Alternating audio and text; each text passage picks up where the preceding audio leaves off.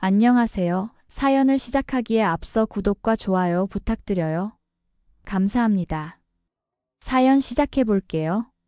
안녕하세요. 제 이름은 강민호입니다. 광주에서 회계사로 일하고 있죠. 평범한 삶을 살고 있다고 생각했습니다. 아니, 어쩌면 평범하지 않은 슬픔을 가진 채로 살아왔는지도 모르겠습니다. 그 모든 일이 있기 전까지는요. 아내를 처음 만난 건 대학교 3학년 봄이었습니다. 도서관에서 공부하고 있을 때 창가 자리에 앉은 그녀를 보았죠. 햇살이 그녀의 까만 머리카락을 비추며 만들어내는 그 빛이 마치 천사의 후광 같았습니다. 책에 몰두한 그녀의 옆모습은 너무나 사랑스러웠죠. 그리고 무엇보다 기억에 남는 건 그녀가 책을 읽다가 미소를 지을 때였습니다. 그 웃음에 반했어요. 혹시 이 자리 비었나요? 용기를 내서 다가간 저에게 그녀는 그 환한 미소를 지으며 고개를 끄덕였습니다. 그렇게 우리의 인연이 시작되었죠. 김소희. 그녀는 고아였습니다. 어릴 적 기억은 거의 없었고 보육원에서 자랐다고 했죠. 하지만 그런 배경이 무색할 만큼 그녀는 밝고 따뜻한 사람이었습니다. 어둡고 힘든 과거에도 불구하고 소희는 항상 긍정적이었고 주변 사람들에게 에너지를 주는 사람이었습니다. 소희는 과거에 충분히 울었기 때문에 이제는 웃을 차례라고 생각한다며 말했고, 그런 그녀의 철학에 저는 더욱 빠져들었습니다. 그렇게 우리는 자연스럽게 연인이 되었습니다. 대학교 4학년 졸업을 앞두고 있을 때였습니다. 저는 소희에게 제 고향 이야기를 자주 했습니다. 전라남도 완도에서도 배를 타고 들어가야 하는 작은 섬, 그곳에서의 어린 시절 추억들을 말이죠. 소희는 제가 자란 곳이 어떤 곳인지 궁금해하며 꼭 한번 가보고 싶다고 했습니다. 그래서 기말고사가 끝난 후 그녀를 고향에 데려가기로 했습니다. 우리는 완도에서 배를 타고 1시간가량을 달려 섬에 도착했습니다. 그날은 유난히 날씨가 좋았고 파란 하늘과 맑은 바다가 우리를 반겼습니다. 소희는 섬에 발을 디디자마자 환하게 웃으며 이런 아름다운 곳에서 자란 제가 정말 행운아라고 말했습니다.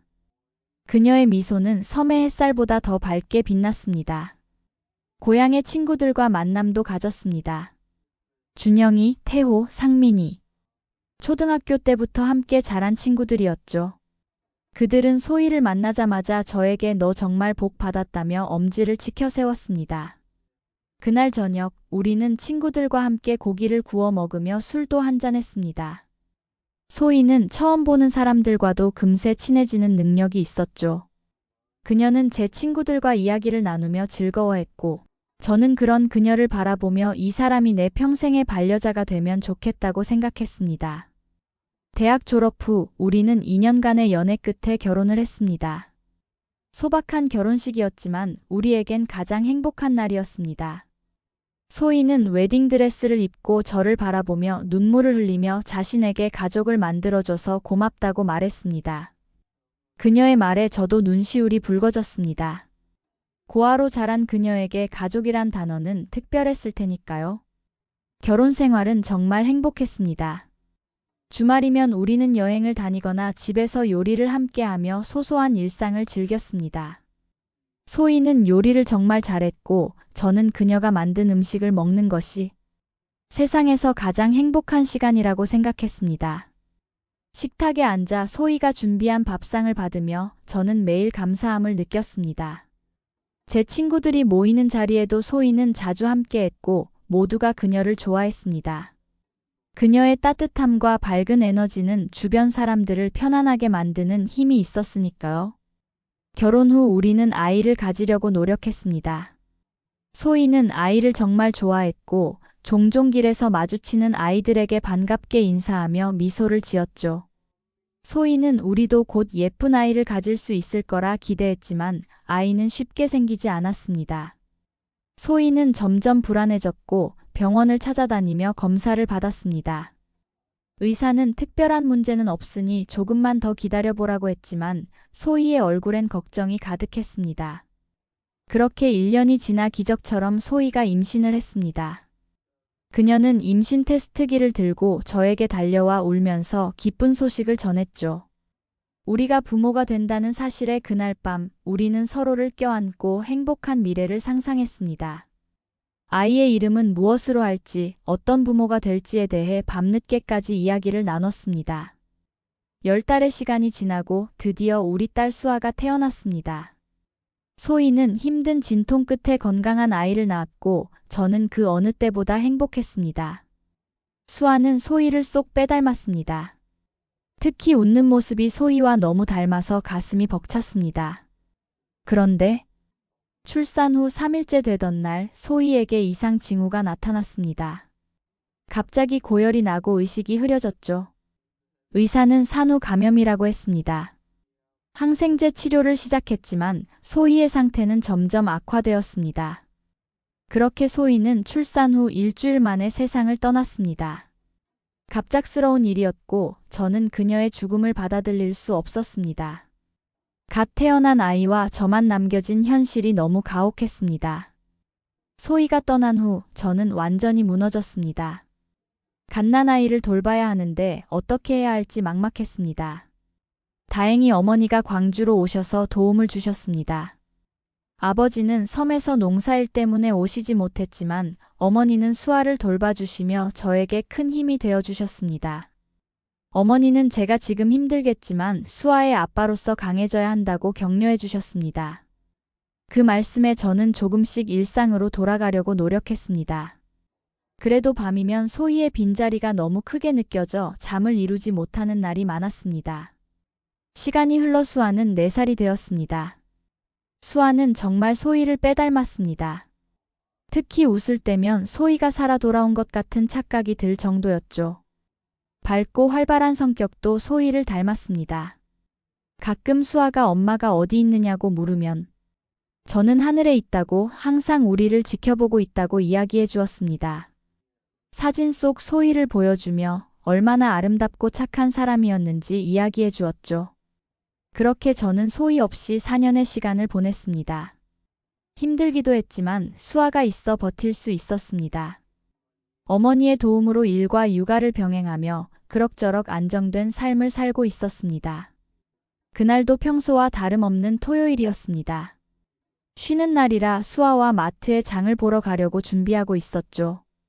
그때 휴대폰이 울렸습니다. 여보세요? 민호야, 나 상민이야.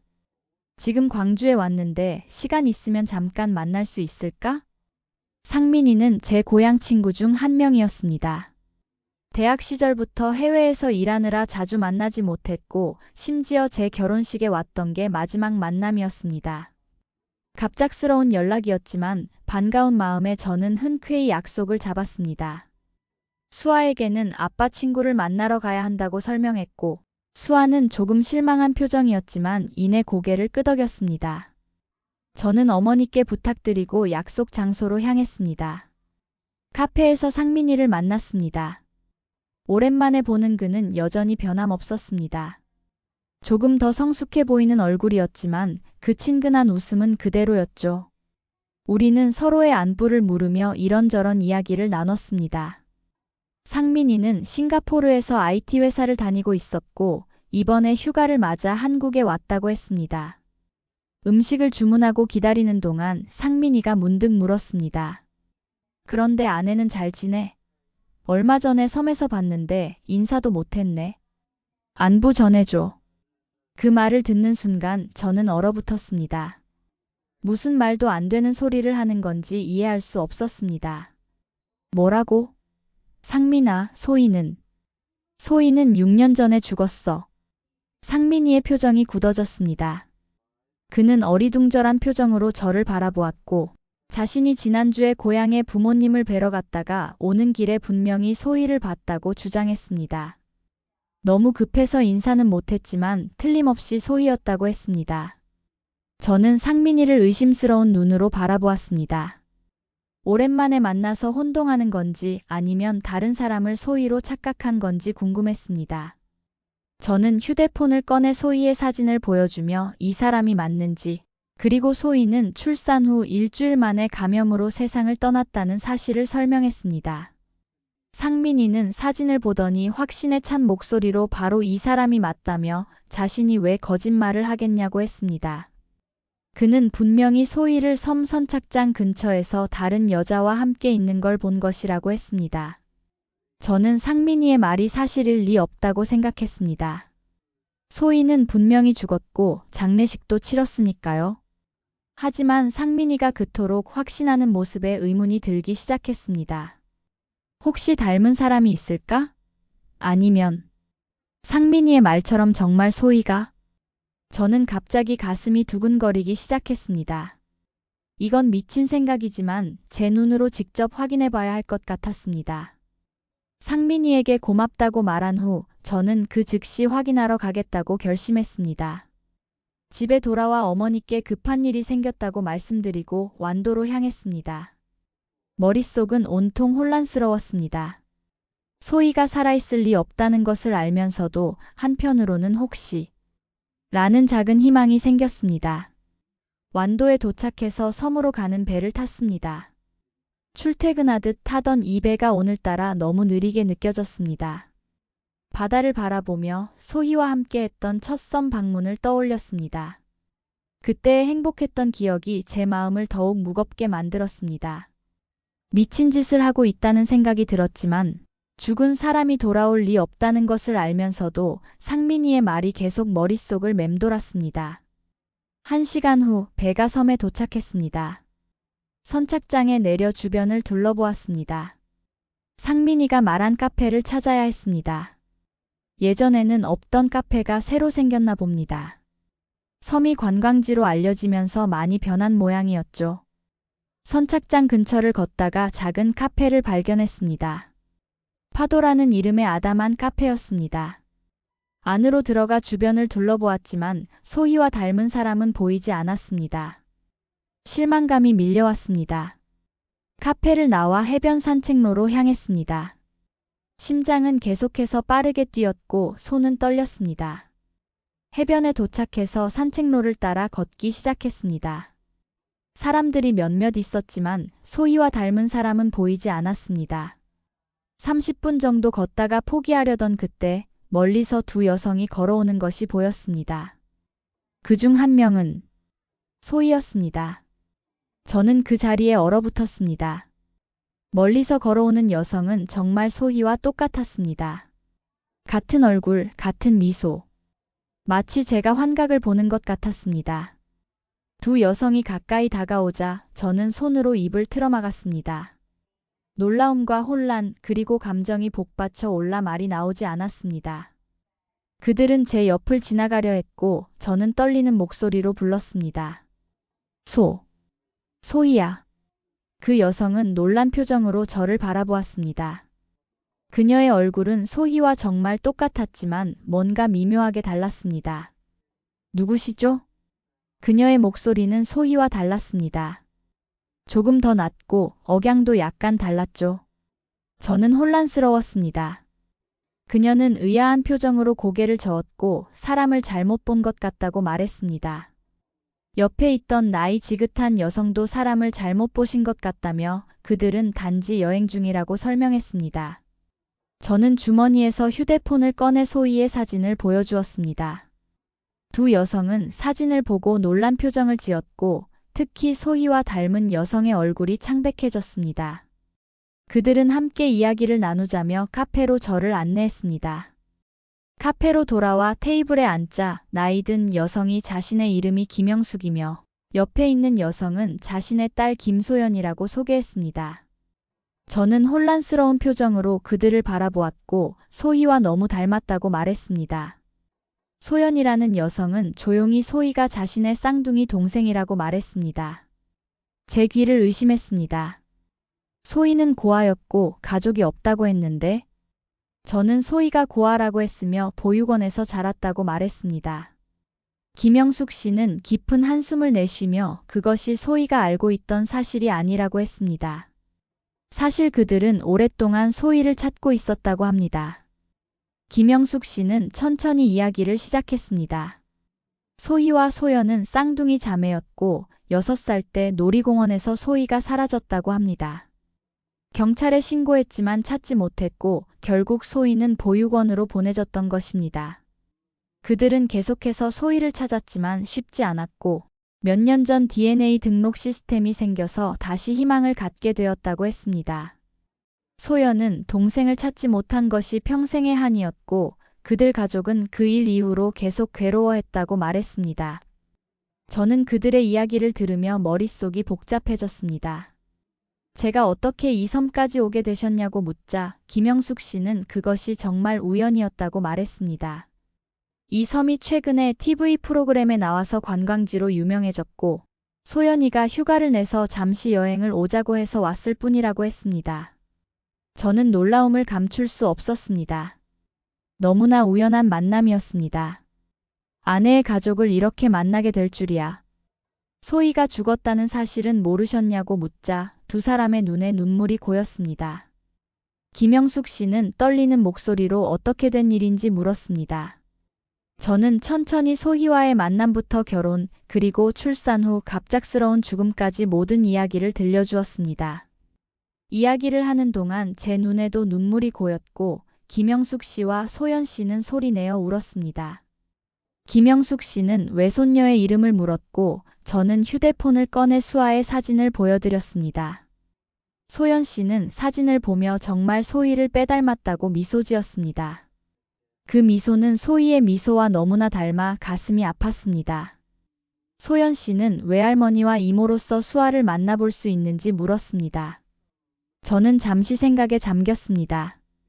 수아에게 갑자기 할머니와 이모가 생긴다는 것이 혼란스러울 수도 있지만 소희의 가족을 만나는 것은 수아에게도 중요한 일이라고 생각했습니다. 소희에 대해 더 많이 알게 되고 외가 가족과의 관계를 형성할 수 있는 기회였으니까요. 일주일 후 김영숙 씨와 소연 씨가 광주에 있는 저희 집을 방문했습니다. 수아에게는 미리 엄마의 가족이 우리를 만나러 온다고 이야기해 두었습니다. 수아는 처음에는 어리둥절해했지만 곧 기대에 부풀어 있었습니다. 수아는 외할머니가 어떤 분인지 엄마와 닮았는지 물었지만 저 역시 그들을 잘 알지 못했기 때문에 대답할 수 없었습니다. 하지만 이제 알게 될 것이라고 생각하니 마음이 설레었습니다.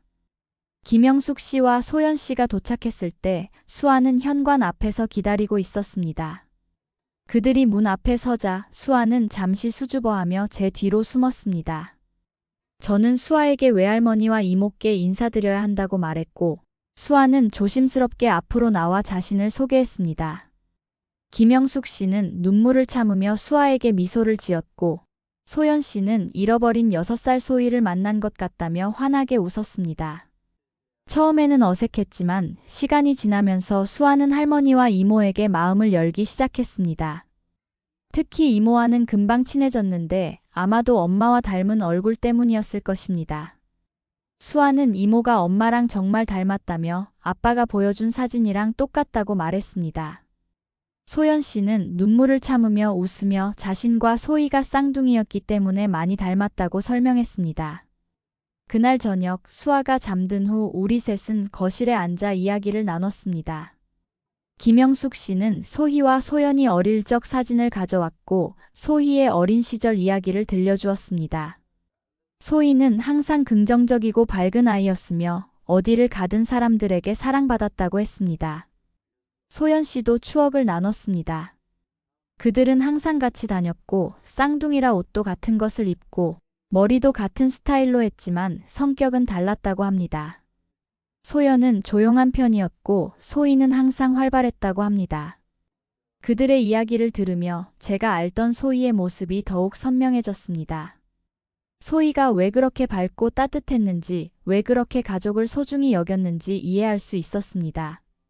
소연 씨는 소희가 저를 만나서 행복했다는 것을 알 수 있다며 결혼사진 속 소희의 미소를 보니 정말 행복해 보였다고 말했습니다. 그 말에 제 마음이 따뜻해졌습니다. 그 만남 이후 우리의 삶은 크게 변했습니다.